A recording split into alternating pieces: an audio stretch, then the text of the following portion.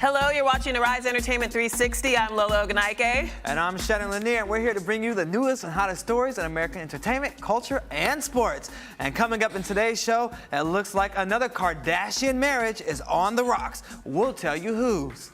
And Jimmy Kimmel and Kanye West are duking it out. We have the details. Plus, a writer and producer, Tanya Lewis Lee, stops by to talk about her newest project. You don't want to miss it.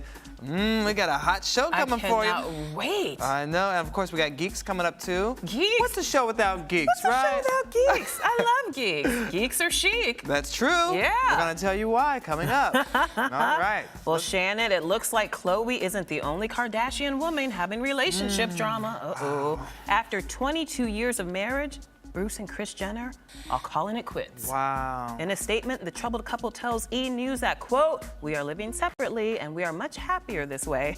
Wow. But we will always have much love and respect for each other.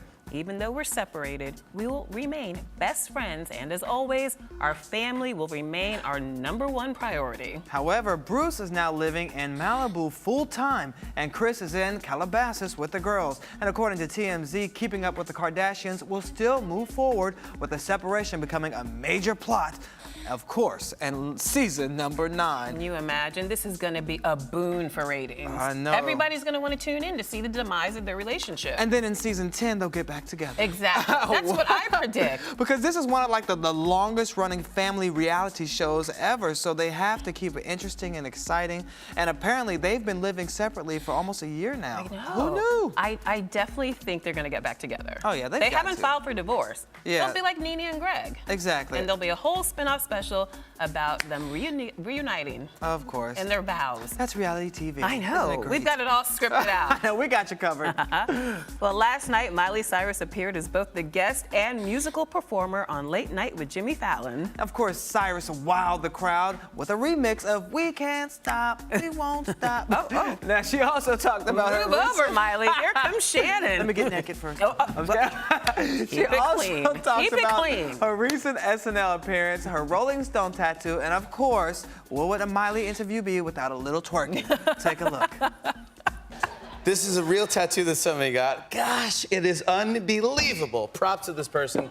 This is you, apparently?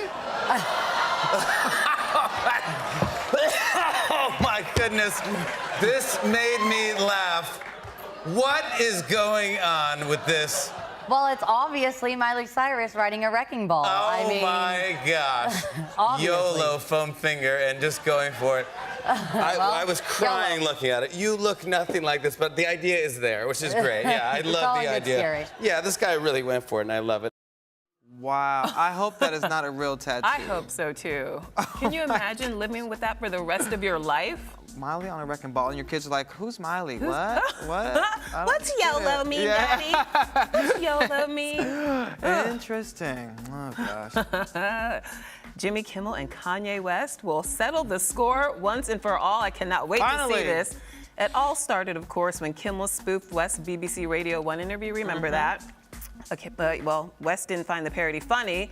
And, of course, he unleashed his anger on Twitter. But last night, Jimmy Kimmel told his audience, quote, "Kanye and I had a disagreement a couple weeks ago, and it got a little bit out of hand." He then tweeted, "It's just us, it's just between us." You know, he'll have Dr. Phil come and mediate the whole situation. cannot wait And to see then this. neither of them, he says, will be leaving the room until the government shutdown gets solved. Wow, they have a lot to get They'll through be there for a long time. I know, let's hope it gets solved very quickly. I know. Can you imagine? That's going to be a good interview. Yeah. Now I want to see what Kanye's going to come back with this time. Well, here's the thing. Kanye and Kimmel sitting down with Dr. Phil, that's just a recipe for great television. So Oh, I yeah. really don't care what happens. Yeah, I of just want to course. watch it. I'm sure there's going to be a lot of yelling involved. Oh my God, yes. Oh, goodness. Well, Oprah Winfrey is downsizing next month, Shannon. The billionaire talk show host will auction off hundreds of possessions from her 4 mansions. 4 mansions. 4 mansions. Oh, okay. I only have 2. Yeah. You have 3, Yeah, right? that's it. All right, furniture, European antiques, and even a staircase are up for auction. Wow. I know. A pair of Louis XV armchairs are valued at $20,000 to $40,000, and a marble top Louis XVI chest of drawers is expected to fetch up to $50,000. Wow. It makes you wonder why she has some of this stuff. How do you auction off a staircase? Hey, it's one of those, if it's, an antique staircase or an Amish built, then why not? Well, all her unwanted belongings are currently being stored in a 50,000 square foot warehouse, and proceeds from the sale will benefit the Oprah Winfrey Leadership Academy Foundation. Now, if you have a 50,000 square foot storage unit, that says something. Someone is a hoarder. A hoarder. I'm just saying, Oprah. You called Oprah why do you a have hoarder? that? You have 4 mansions and then a whole nother mansion warehouse just to store all the stuff you don't want. Wow. That is a very good point. Wow. She definitely does need to downsize then. Yeah, please do. Please do. You can send some stuff to us. I'll take it. All right. Well, also up for sale at the auction next month, Marilyn Monroe's medical x-rays. Oh, okay. Yeah. X-rays. You've heard correctly. X-rays of her skull and notes from a doctor that treated her in the 1950s are expected to fetch between $15,000 to $30,000 Okay. for x-rays and medical notes. Wow. And according to the notes, though, it's interesting. She had a minor nose job and cartilage implanted in her chin to plump it up. Interesting. Well, one of the interesting things about this story is that in 1950, many people were not having these plastic surgery No. procedures done. So it's like she was ahead of her time and innovative with this type of procedure. So I guess that's why people were saying it's so revealing to her and who she was. Exactly. Well, if you want to purchase those x-rays, you can buy them on November 8th at Julian's Auctions Icons and Idols in Beverly Hills. I think I'll pass on that one. Well, other items up for sale, they're not as invasive as that. Well, we should hope so. But they include William Shatner's signed shirt and boots from the Star Trek series, a Lone Ranger mask, a dress owned by the late Princess Diana, and the tracksuit James Gandolfini wore on The Sopranos. And get this, a wedding gown Julia Andrews wore in The Sound of Music, which is valued at an estimated $30,000 to $50,000. It's worth it. Oh, really? First of all, The Sound of Music is my favorite musical. Stop it. Followed by Annie. Okay, it's And classic. that scene in the cathedral, it's exquisite. How does that song go? They sing in that? But climb every mountain, I just want to hear you sing for it. every sea. Very nice, very nice. Give it up, ladies and gentlemen. Okay, I'll save you. and I'll say do let's the move whole on. musical no, right no, now. it's okay. We can move on. We can start. No, really. How do you solve a problem like Maria? No? A doe, a deer, a female deer, raindrop of golden sun. Oh, okay, they're howling in the background. Maybe we should stop. Okay, let's move Oh, on. man. You opened a can of worms, Oh my friend. gosh, please. All day. All right, Snooki, please. Okay, Snooki. What's she doing now? Okay, she's opening up about her high school battle with anorexia. Ooh. During a behind-the-scenes interview on Dancing with the Stars, she says that fear of losing her spot on the cheerleading team drove her to starve herself. Wow, during an interview, she said, quote, I started eating 1 salad a day, and then it became 1 cracker a day, and then just 1 grape a day. One wow. And then she started eating nothing for 3 days straight, and she says it really, really was a bad time for her. 1 grape? 1 grape. Nothing. 3 days straight eating nothing. I almost think just eating 1 grape is worse in a way. Because then you're just more hungry. Like, oh, yeah, just like a you're little like, bit. this is it. I could not imagine eating that for 1 meal, let alone 1 day. 1 grape. Wow. Well, hopefully this story will inspire others to get the help they need with dealing with anorexia and other Very issues. good point. So, Very good point. yeah. All right. Well, another day, another Twitter beef for Chris Brown. This time, the R&B singer is going after Perez Hilton and Wendy Williams. Now, to be fair, Lola, Brown didn't start this one. Okay. Perez first tweeted, I hope @Chris Brown doesn't watch. I'm talking about him on the @Wendy Williams show today, and I'm going in. Of course, that didn't sit well with Brown, who lashed out with the following tweet. Thanks for the publicity. Your insecurities are manifested by your hatred. Princess Perez and Wicked Witch Wendy. Whoa. Flunkies. Wicked Witch Wendy, he said. Wow. Flunkies. Okay, this one could go on for days, back and forth. I bet back you and it will. forth. I bet you it will. We'll bring it to you firsthand, don't worry. Yeah. All right, well, he first physically attacked members of the paparazzi. Now Alec Baldwin is going after them in print. In a scathing letter that appeared on East Hampton newspaper, Baldwin asked, "What has gone wrong with our society that these vermin have spawned in East Hampton?" Vermin? Vermin. Wow. He then goes on to say, these are not New Yorkers that have slithered out here. They are homegrown, they are locals, and they obviously have no idea about how to live in a community like ours. Wow, tell us how you really feel. Vermin that Yeah. has slithered out here. Oh, well, you know, I guess the East Hamptons are supposed to be an escape away from New York City, and they feel they can go out there, just relax, and then they're still taunted and stalked by these people trying to get a picture. The vermin. Yes, I tell you. Well, on to others that are not vermin. Okay. Suzanne Summers is standing up for middle-aged couples. She's not middle-aged, she's Over middle age. Yeah. Well, she appeared on The Talk yesterday and addressed Miley Cyrus's claim that people over 40 don't have sex anymore. Okay, take a look at this one. Uh-oh. I mean, can I just ask you? How often do you have sex? Because I would like to know. You really want to know? Yes, I do. And I don't want this to be unlikable or anything, but he's on hormones and I'm on hormones, and If you say more than 3 times a week, I'm just going to go crazy. a couple times a day.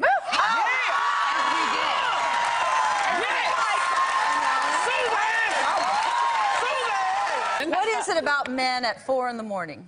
Yeah, I don't know. What is it about you guys at 4 in the morning? It's there's some level at 4 in the morning, and then then I'm really awake around 8 or so. 8 in the morning? It'll be a busy morning.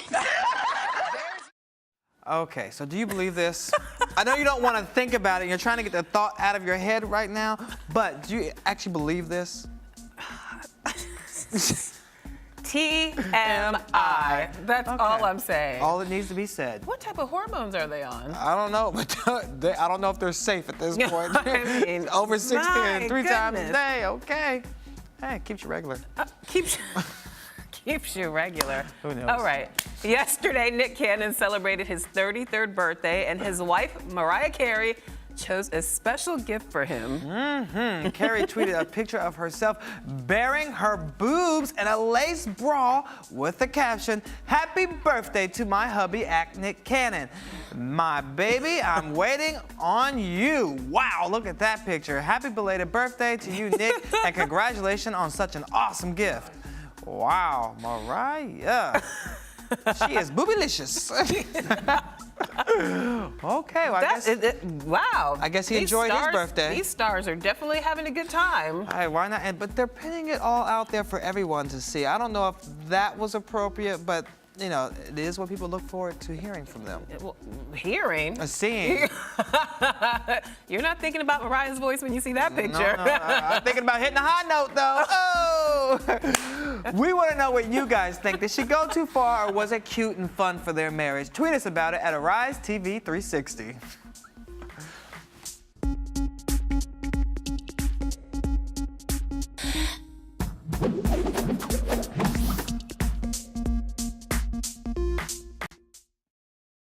Theater is still a great living art form for everyone to experience storytelling live. There's nothing like going and seeing the pure, raw talent of people, singers, dancers, actors, actresses, telling an amazing story with a great production, and you're sitting there right in front of it all, experiencing it all. I think it's going to be one of those platforms that lives on. Hey, what's up? I'm Deborah Cox, and you're watching Arise Entertainment 360.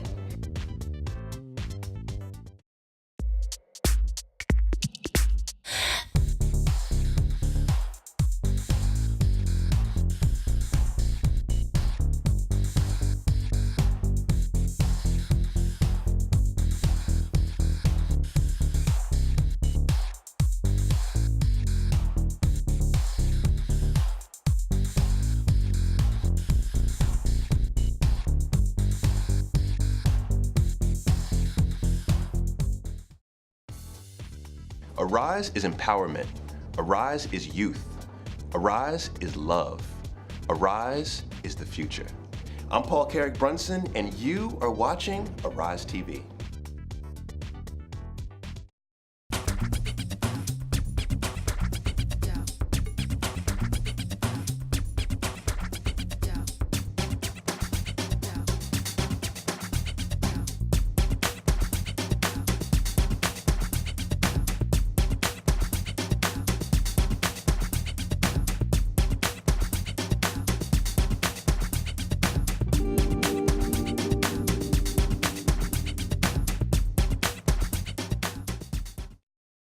The importance of storytelling cannot be overstated. It is often only by telling our stories that we discover who we are, where we're from, what we want, and what we know.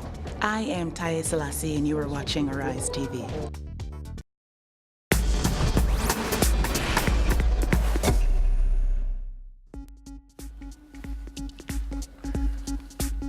New York is being invaded by villains, superheroes, and a whole lot of geeks. That's because Comic-Con 2013 has flown into town. That's right. And with nearly 120,000 attendees, it's the East Coast's biggest pop culture convention. Here to explain why are the stars of the Fan Bros podcast, DJ Ben Hameen and Chico Leo. Chico Leo! Great to see you guys again. We always have to Thanks say it for with a being here. roar. I know. We'll give you a roar too, don't worry. Okay, thank you. Ben Hameen! like that. Better? Okay. Okay, so we've talked about Comic-Con. What makes this year different from previous years, and how is it going to be in New York City? Do you want to Go ahead. I don't know if it's any bigger this year, but it just seems that this whole world of the geek stuff in pop culture is just getting bigger and bigger and bigger. Now, I've always thought of it as just basically a glorified Halloween party. People come dressed up in costumes, but you tell me it's more than that, right, guys? They definitely do come dressed up. Okay. But there's definitely a lot more going on. Okay, so walk us through. There's, the film industry takes advantage of Comic-Con now because they're not really comic books, but because they have so many comic book related properties, they use the time to promote all their new releases, things that you won't see for a couple of years on screen. You know, they'll come out and show the geeks so they can get that reaction and see if, you know, the geeks are loving it, and then they'll think the mainstream will love it if they do. Oh. Yeah. All right. Well, this is the second largest pop culture convention in the U.S. overall. So why do you think it has grown to such large popularity? Part of it is like DJ Ben Hameen said, that they're definitely involving more than just comic books. You got movie, TV, books, you know, Twilight fans, The Walking Dead, all kinds of properties that might have seemed comic book related or even not mainstream before, but find themselves mainstream now. You know, number one basic cable show is The Walking Dead, and number one movie last year was The Avengers, and those are both based on comic books. So even a lot of people who don't read those comics see that TV show, see the movie, and they get involved, they get sucked in. And yeah, I mean, people have elaborate costumes and group costumes, and you know, they take it really seriously. Are the cool kids going to Comic-Con now? I think everyone's going to Comic-Con now. Really? Yeah, it's not just kids. You have generations now where, you know, that like geek culture has become mainstream for the last couple of generations now. You know, Revenge of the Nerds, a movie like that was 1985. You know, Bill Gates, you know, Steve Jobs are nerds themselves and are heads of industry. So it's more than just everyone can be considered a geek. There's a lot of different ranges of geek culture. It's chic to be a geek. Definitely. So do you The think geek have inherited the earth. There you go. Yeah. I like that. That was very geeky. Yeah. But I made it work. Yeah. There you go. what were you gonna say? I was going to say, I think like he said, I think you also have now like parents bringing their kids and introducing their kids to all these things. And that's also, it's a chance for people in the industry to meet up and plan big events and tie-ins, and artists and writers who might live in other parts of the country will meet up then and there. And then it's also an opportunity for a lot of the fans to meet either cast members from the TV shows or, again, writers and artists and editors, people trying to break into the industry. Well, you make a good point there, because I know a lot of celebrities usually make cameos at this event to promote big movies or books. Who are some of the celebrities that are expected to be at the convention this year? The entire cast of The Walking Dead, like we said before, the highest. The entire cast is going to be there this year. The people from Agents of S.H.I.E.L.D., the cast of Agents of S.H.I.E.L.D., another new Marvel TV show will be there. And then it's also a lot of surprises. Is Ben Affleck going to be there as well?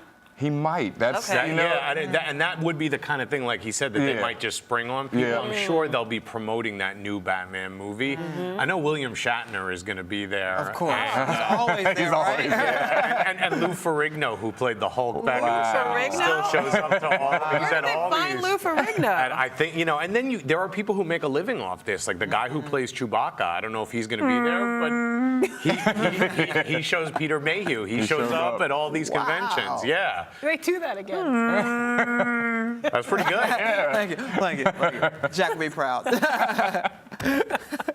Okay, so talk about some of the other things that are going on, because I know that two of the big publishers, Marvel Comics and DC Comics, they usually make a big announcement every year, and everyone's like, what are they going to say this year? Yep. What do you think they're going to reveal? Well, Marvel itself has been rolling out like a universe of movies with Thor, Captain America, the Avengers that are all related. So most people are looking to see what they're going to release next. What do you think it's going to be? The rumors have been a Doctor Strange movie and a Black Panther movie. Really? Now those are the hot ones. Yep. And that's Even different. I know that's cool. Yeah, and it would be really nice if Black Panther gets made because it'll be the first black superhero. Well, not the first, but a long time where it's been a starring role for a black superhero. Okay. So. Now, Grand Theft Auto, is this going to play a major role in this year's Comic-Con, or are people already over that? Kind of already over How it. is that possible?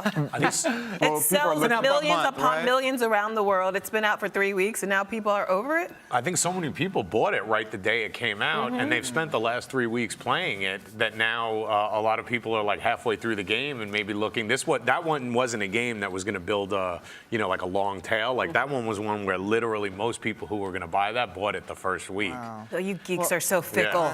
Well, since gaming is still a huge component of the conference, what can we look forward to in the gaming industry to be released? The new Xbox, the Xbox One and the PlayStation 4 both come out in November. So you'll probably see a lot of announcements for like the games that will be coming either towards the tail end of this year or for next year. Do you think they'll have like demo setups so people can actually play them? Everywhere. Oh, Yeah. Wow. Yeah. Now, is this going to be, are these going to be the, what do you call these, gaming devices that parents have to tackle each other for at the Walmart to get? Definitely. Christmas? Okay. Yeah. Christmas, Xbox One, and PS4 are going to be huge sellers. Okay. Yeah. Good to know. They've already pre-sold like 1 million of each, just in America. Do you guys Yeah. have an inside hookup? I mean, can you? Yeah. No, but we're looking for for Fan Bros. And, if we can get an extra one, Come we'll definitely on, slide what's the one point your of having way. you guys on the I show? know. I know. We're asking ourselves this. See, well, another hot item may be, get this, a pimped out R2-D2. What? Yeah, R2-D2. No, so what? A pimped out R2-D2.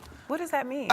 Well, at Comic-Con, you get a lot of exclusives and collectibles that you'll only find at Comic-Con. Okay. And there'll be variants of, regular action figures that you might find somewhere else. So there's going to be a pimped out R2-D2. What is that? Is he going to have a cane? He has and a cane gold and a tooth? cape and a nice big purple hat.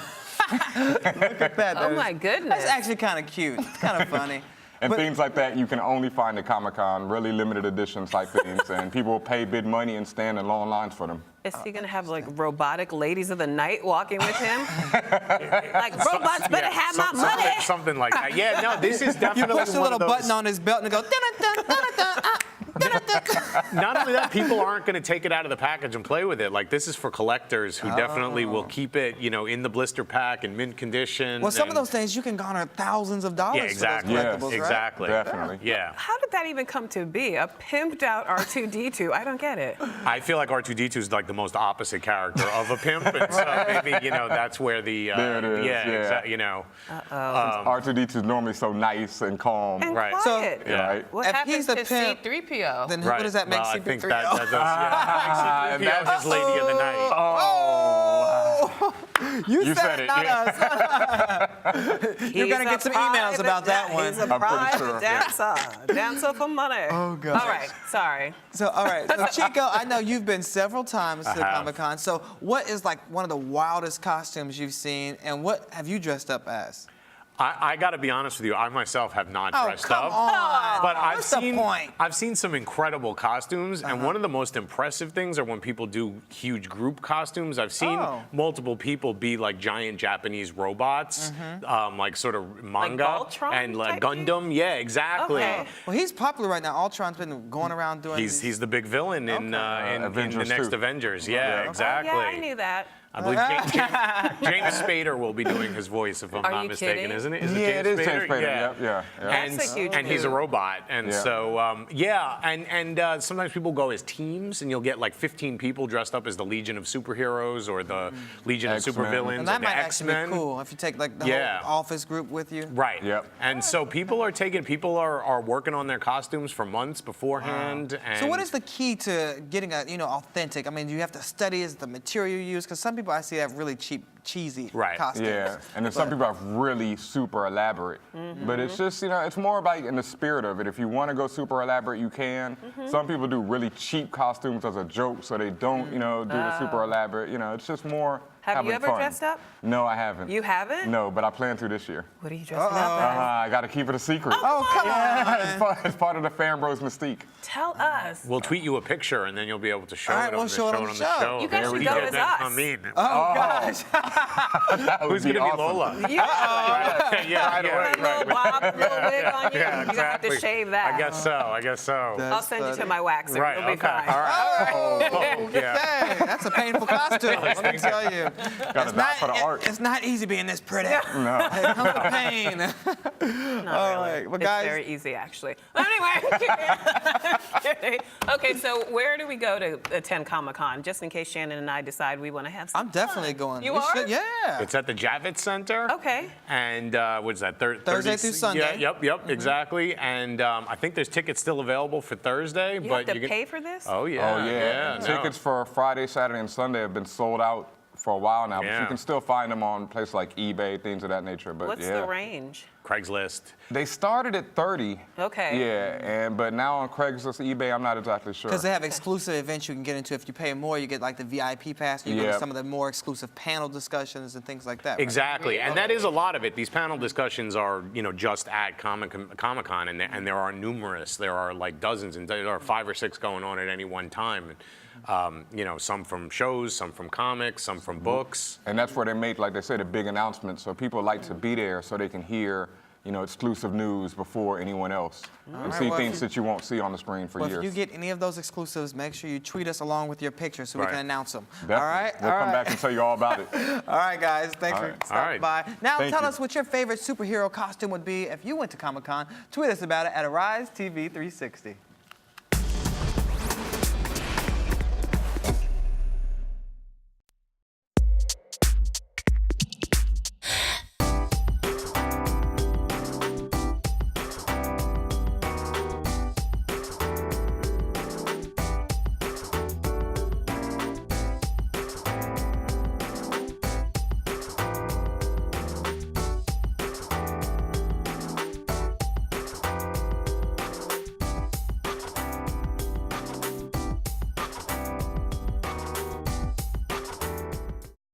Music is a medium by which people communicate emotions, problems, happiness, sadness, and it's very universal, no matter what language it's in.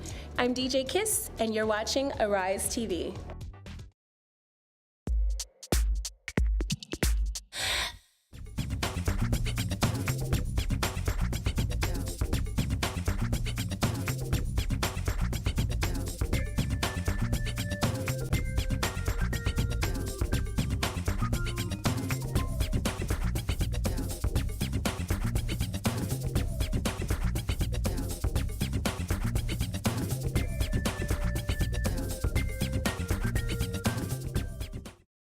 Arise is the culture.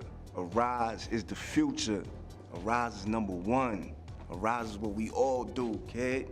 Arise is me, Arise is you, Prodigy, the infamous Mobb Deep, kid. And right now you watching Arise TV.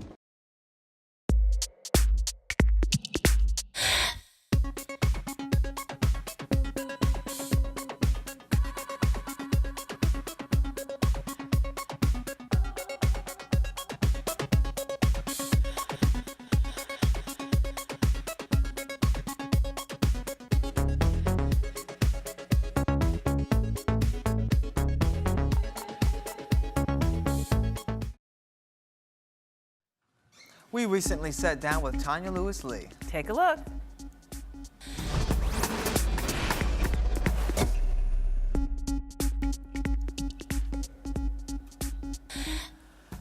Our next guest is the award-winning producer, author, wellness advocate, and wife of film director Spike Lee. Wow. Wow. She's also the writer and producer of the powerful film, The Watsons Go to Birmingham.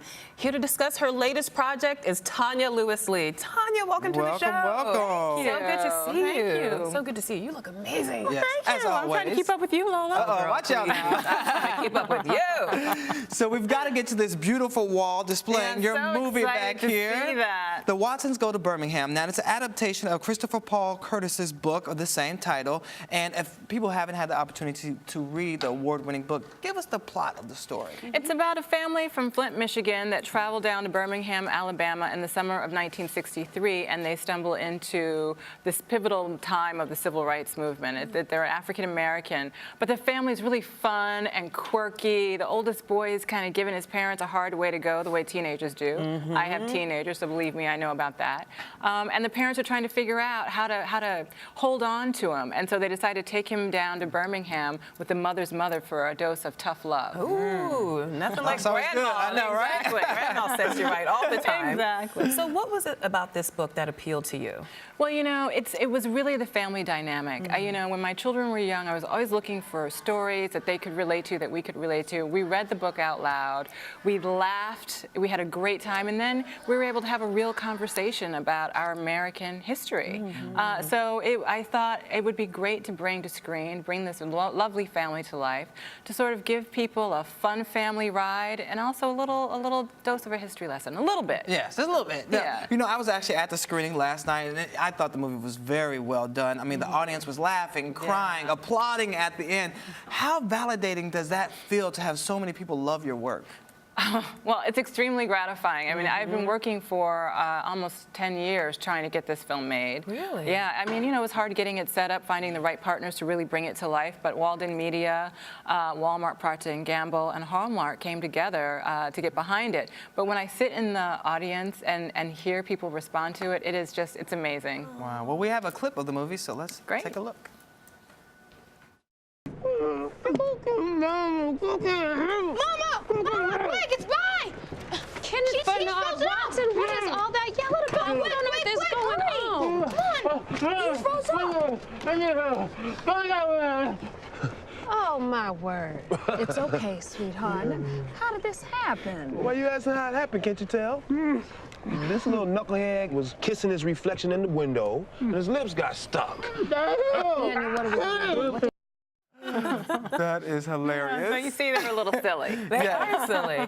Well, you've had the great fortune of working with such a phenomenal cast. I mean, Anika Noni Rose, Mike Woods, David Allen Greer, the list goes on and on. Yeah. How did you pull together these actors Well, of this caliber? I have to say, I think the work really grits. I mean, great actors want to work on good work. And so it was great. After I finished writing the script and we got the green light, I knew Anika was our Willona. And it was just about going out there and making sure she could do the film. I was excited to get Wood Harris, who a lot of people may know as Avon Barksdale from The Wire. Right. And I thought it would be really fun to put him in a role very different than what he typically plays. He's usually the bad guy. He's usually like a gangster, a thug guy. Exactly. So to turn him into like a really warm dad was really kind of fun. We have LaTanya Richardson Jackson, who plays Grandma Sands, and she is like Grandma Sands. I mean, she just lights up the screen the moment she comes on. And David Allen Greer, who's hysterical and everything. Absolutely. But a really amazing dramatic actor too. I think a lot of people don't know him that way. And then we had 3 lovely children who stole the show. Aren't they amazing? Right. And we cast wide. I mean, we cast the film in LA, Atlanta, and New York, but we found them in LA, and you know, immediately we knew who they would be. What was the energy like on set? I have to tell you, we had an amazing cast, as you know, and an amazing crew. We were diverse in age, gender, race, religion, and all of us came together to work on something that we felt was really special. So everyone gave 150%. It was really, truly one of the most rewarding experiences I've ever had. What about some of the more emotional scenes, like the bombings of some of the churches, and when, you know, the little girls died in the bombings? How was the emotion? Don't ruin it. Okay, everybody knows that. It's history. I know. It's history. But you know, I think that's why, though. I think that's why our cast and crew really, we understood we had to honor these people. You know, they lost their lives to make America better for all of us, and not just America. I mean, I know Nelson Mandela had said that, if he realized that if Birmingham could change, then South Africa could change as well. They were watching what was going on here in the civil rights movement. So these people really gave their lives for all of our freedom, and so we knew we had to honor them while we were making this film. So yeah, and there were some tough emotional moments on the film. Well, I think you, and as well as director Kenny Leon, did a great job portraying that. Now, Kenny Leon's known for some of his Tony-nominated work on Broadway mainly, such as Raisin in the Sun, Fences, The Mountaintop. So what was it like working with him on a film? Kenny was really great to work with. He is, he's a very thoughtful, caring person and a real actor's director. I mean, and to watch him work with those young people, we shot this film in 19 days. 19 days. With underage actors, which meant that we had a limited amount of time. That's right, because they can only work a certain number of hours a day. Exactly. And so we had to move very quickly. And he was so good with those kids. And the kids, too. I mean, they wanted to learn from Kenny, given his, you know, history and who he is and his, you know, so it was great. It was really good. Wow, 19 days. My goodness, that's guerrilla style shooting. Did you sleep? Yeah, barely. It felt like You barely. But it was, I'm telling you, we moved fast and, you know, somehow, you know, the universe really was with us, you know. I mean, and we shot it in Atlanta, but we were able to make it look like Flint in some places and like in Birmingham and others. So it was, it worked out. Why was it important for you to tell this story?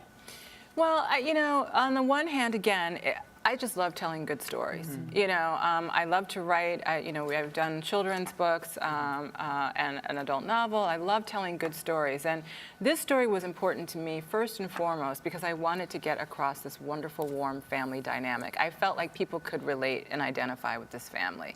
At the same time, I really did want to, I like the idea of making history interesting and relatable to young people.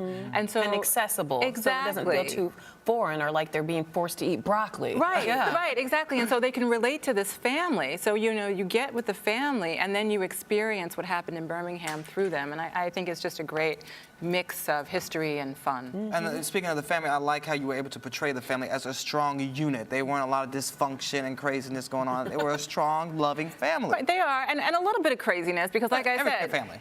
Teenagers will give you, wait till you get there. I know you've got little children. Yes, I have an 18-year-old and a 16-year-old who are not from your body. I know. Well, I do. Whoa. And they're wonderful kids. They really are. But they're teenagers. Look, I was a teenager. My parents will tell you.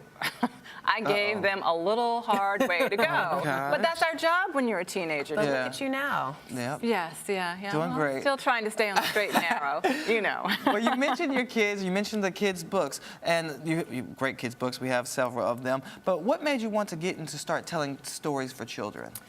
You know, when my kids were young, I was trying to find books that had, picture books that had images of children that looked like them.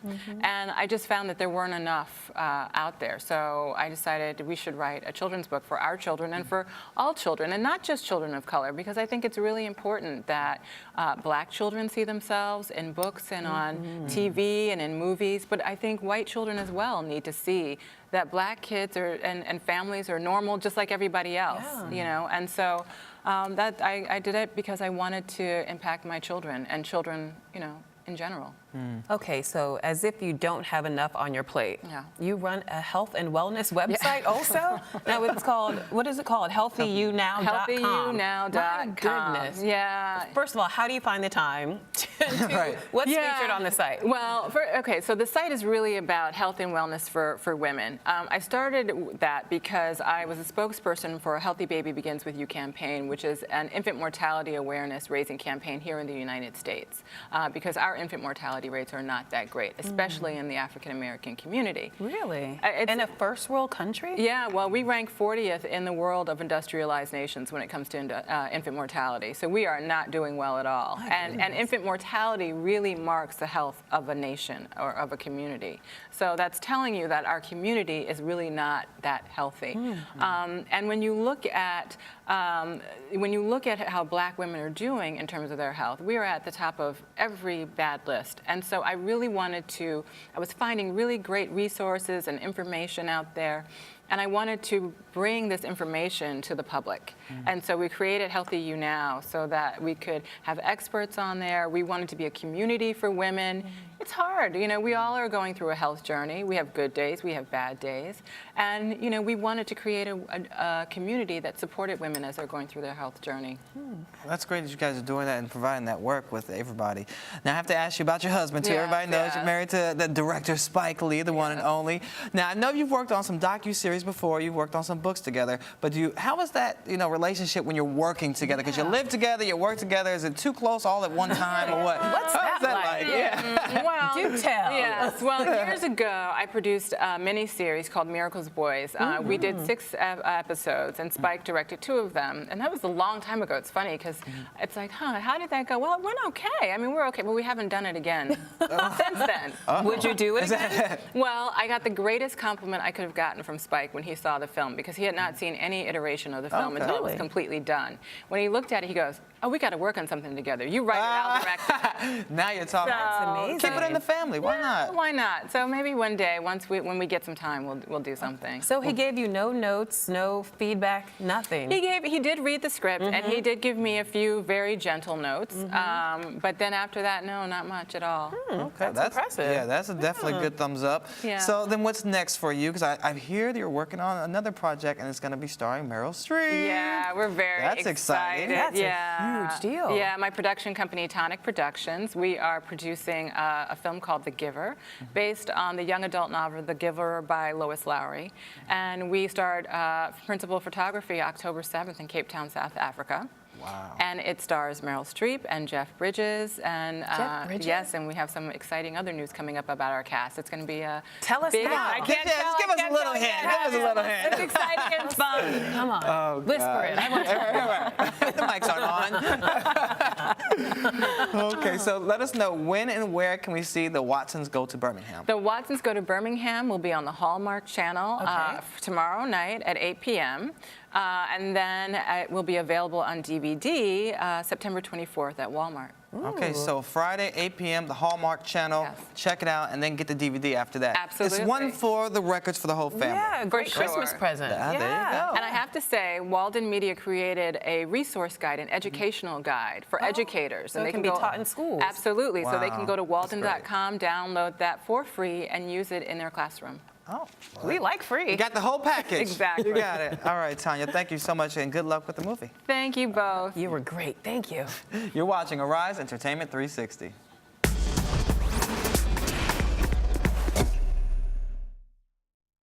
Music is important to me. It's the first thing I ever fell in love with. It is a universal language. It is the voice of the things that sometimes we're afraid to say inside. I think music is just a beautiful gift that's been given to us.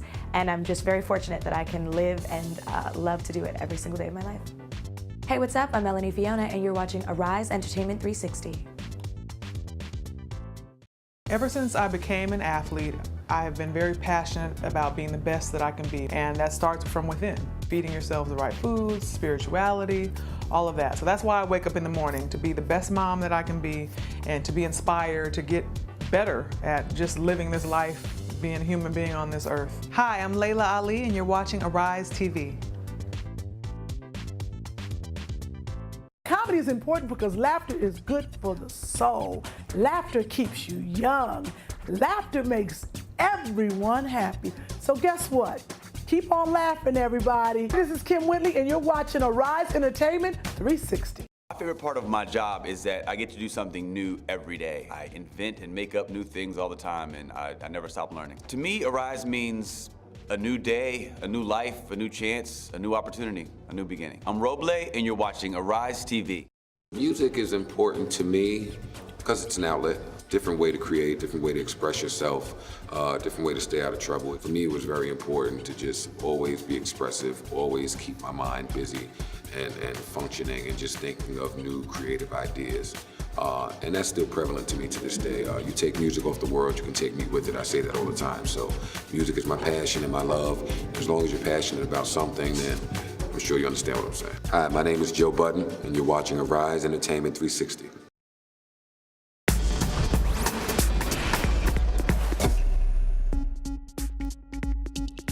It's time to tantalize your taste buds. Food lovers, get ready for New York City's first ever African Restaurant Week. We just finished Fashion Week. Now it's time to eat, now that you've done with your diets. Well, here to fill us in on what culinary delicacies to expect is renowned head chef Papa Konare Diagne of Jollof Restaurant, one of my favorite in the city, and African Restaurant Week's media director, Teresai Gombe. Welcome to you both. Hi, how are you, Lola? Shannon, thank you so Welcome. much for having me. Well, thank you. Okay, I have to say, Jollof, when my husband was in graduate school, he used to come down over the weekends, and I used to run to Jollof, buy a whole bunch of food. His favorite, the chicken and rice. I think Jollof is why I'm married. Did he think you cooked it? Well, sometimes I used to pretend. Sometimes I used to pretend. 6 months in, I confess. Listen, it got you the husband, so it works. You got to do what you got to do. The way to an African man is through his stomach. That's very true. That's funny. And now she has to go there every week to continue getting food for him. It's good business for Papa Konare over there. No, so I've kept him in for business it. for many years, so yes. But so how was the idea of Africa Restaurant Week born? Okay, so Akin Akinsai, he's the CEO of Panla and A Taste of Africa USA, which is a brand in New York that just tries to, help out African culture and just spread as much of it as possible. So Panla, that's the catering side, they started throwing events in and around New York since about 2008. So they've actually built quite a following over the years, and they've found chefs that they've partnered with and around New York, restaurants that they're now networked with. And so the idea for African Restaurant Week then came about because we have all these friends and all these really small restaurants in Brooklyn or Harlem that nobody knows about, and it's right around the corner. It's close to your house. You probably pass it all the time, and you've never been in there. So we just said, you know what? We just need some time to highlight us and what we have to offer. So let's just compose it, and put it into an African Restaurant Week and just show it to the world and show them what we have to offer. Well, you bring up a good point because New York is known for its diversity of food options, but you hear a lot about Korean, Italian, different things, pizza, of course. But I think sometimes the African cuisines are overlooked. Why is that? Yeah, good point. I think we just don't promote ourselves enough. You know what I mean? I think we need to start putting ourselves out there and just really saying, listen, this is who we are. Look at everything we offer, the flavors, the colors. And also now with the food, I think one thing that a lot of people aren't thinking about is, chefs have evolved as well. They're taking traditional dishes and they're jazzing them up a bit and they're making it sort of very New York chic. And people just don't think African food or African wine and pairing the two together or going out for dinner, to an African restaurant. And so I think it's just a matter of us putting ourselves in the right light and exposing ourselves and promoting ourselves and being proud of who we are and what we have to offer as Africans. Okay, so what can we expect from this week? Listen, so Sunday, let me get started on the rundown of all the things that we have to offer. So on Sunday the 13th, that's actually the opening night gala. Okay. That's going to happen at Taj Lounge on West 21st and 6th Avenue, I believe. Yeah, between 5th and 6th. Yeah, so that's like an all-around tasting. You get to try out all four corners. Our wine sponsor, Cape Classics, will be there. They're a South African wine company. They're sponsoring the whole event, so you can pair your food with your wine. There'll be live performances. We'll have a media center so all our sponsors can come and talk about, what they're doing for Africa. Okay. Taste of Africa is also a philanthropic organization, so all the proceeds to tickets to, the opening night gala will be going to charities of our choice in Africa, that kind of thing. Now, where can we purchase tickets at? So we actually have an event website. It's called BU Events, BEUevents.com. So you can go there and purchase your tickets for the opening gala night, which is the Sunday. And then you can also see all the participating restaurants there as well for the whole week. And there are 12 restaurants. There are 12 restaurants, Okay. yeah. And they have a prefix meal. Okay. So this is appetizer, entree, and dessert for $30. Okay, you're making me so hungry right now. I think it's time for us to head over to Chef Papa over there and taste some of this wonderful food. I mean, I'm so jealous. I know. I'm just gonna be we'll over save here. some for you. Don't Why worry. don't We want to come over there because this looks amazing, and you have some great dishes that you prepared for us too, right? Yes, I did prepare some jollof rice with fish and vegetables, some peanut butter sauce with vegetables. Okay, well, before we get to all the food, because I'm going to eat, I know I want to eat, we want to hear a little bit about your background and how you became a chef. Was it your background, your upbringing that influenced you? I wasn't prepared to be a chef. It became just something very circumstantial. Even though I used to help a lot in the house where I was born and raised, because my grandma, she was the head of the household. And our way of making a living. What was turning our house was to sell some fish patties, some peanuts and it worked out for you because you have an amazing restaurant. Lola is always talking about it. It's delicious. And your food has you. also been featured in the New York Times and the Best of Brooklyn. What's it feel like to have these large institutions give you their stamp of approval? That make me feel pretty good, you know, and I'm always trying to represent my country by having food featured by different media and tested by other people who are not Senegalese. Okay, well, let's get to the food then. Yes, time to eat. Let's start with these patties over here. Oh, these are some fish patties. Ooh. This is something I used to sell growing up in front of the library in Senegal after school. Okay. Yes. These look delicious. And there's just fish in here. It's just fish in it, and the onions are cooked into a tomato. That's the one we're dipping into it. Very nice. Love that. Delicious. So everyone from Akon to Talib Kweli, Erykah Badu have been to your restaurants. Yes. What's it like? This is so good. I can't even speak. What's it like to have these celebrities come and visit you and come back over and over again?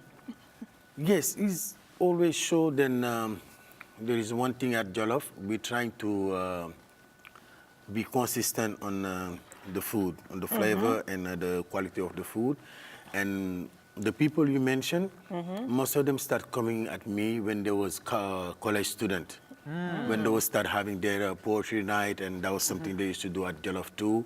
And that means they been coming to Jollof before becoming celebrated. And I know this is one of your popular dishes. Tell us about this right here. Yeah, this is the main dish we sell. This is the Jollof rice with fish and vegetables. This is jollof rice. This is a huge dish in Senegal, but it's also popular in countries like Nigeria and Ghana All as well. over West Africa, everybody have their own way of making the jollof rice, but this is one of the way we're making it in Senegal. My mom's jollof rice is very good. Can it compete? I don't know if we can compete. Sorry, but this jollof rice is also very versatile because some people eat it with chicken. You can have it with the peanut butter sauce with vegetables. I love the fullness of the fish. It's very compressed. It feels like it's not fluffy. It's really. So this is one of your signature dishes This also. is the signature dish. And what is this called? The chebujan. Chebuchan. Okay. It's something you find in a lot of households at noon in Senegal. And what kind of vegetable is this? This is some cabbage. Oh, look, okay, I'm going to turn it over so you can see, because it looked like something was under there. It would look like a shell. This is just regular cabbage. Yeah, this is And a regular cabbage. What's the sauce on the cabbage? It's cooked into a deep tomato sauce. Ah, okay. And those are carrots, is that? What is It's that? a carrot and and yuca? some yuca. Yuca. Some people call it cassava. It's underground vegetables. Now I can eat that cabbage. That is delicious. And White this rice, last and dish. what is this? This is the white rice. Is served with some peanut butter sauce with vegetables. It's a so this- vegetarian dish. That's good, because a lot of people think it's all about meats and different things, but you have a lot of vegetarian options Yes. as well. I have a lot of vegan dishes. Well, you have to, because Well- Senegal has a huge Muslim community as well, and, Yes. you know, so. And It's also, also I an have, love peanut sauce. I It's have a lot of delicious. people who are vegan, Vegan, yeah. coming to the restaurant. Why is Senegalese food so popular? Why do you think? The flavor is not too strong. Okay. Yeah, and the food also is not that heavy. That's the one thing. Okay. Well, And what about the drinks you have here before we go? The drinks I have here, this is a straight ginger, homemade ginger. Oh, I want it. And you mix this one? This is a ginger mixed with the sorrel. Okay. It's something. Oh, this is delicious. Oh, You got to try this. Oh, that is delicious. Now, these signature to your restaurant? yes. Okay. And this Everything. is some ginger. We don't mind. We were so happy you bought all this delicious food. He gets 2 drinks, I only get 1. That's not fair. See, well, tell us about But where you your used- restaurant you is used to have located. some beforehand. I did, that's true. Where's your restaurant located so we can come taste more of I'm this in delicious food? Brooklyn on Bedford Avenue between Putnam and Madison. But Okay. previous to that, I was on Fulton Street since 1995. Wow. All right. Well, thank you so much. I'm going to continue eating while Lola says goodbye. Thank you for the food, and thank you for my husband, Papa Jollof. Nice to see Thank you. And you're watching Arise Entertainment 360. All right.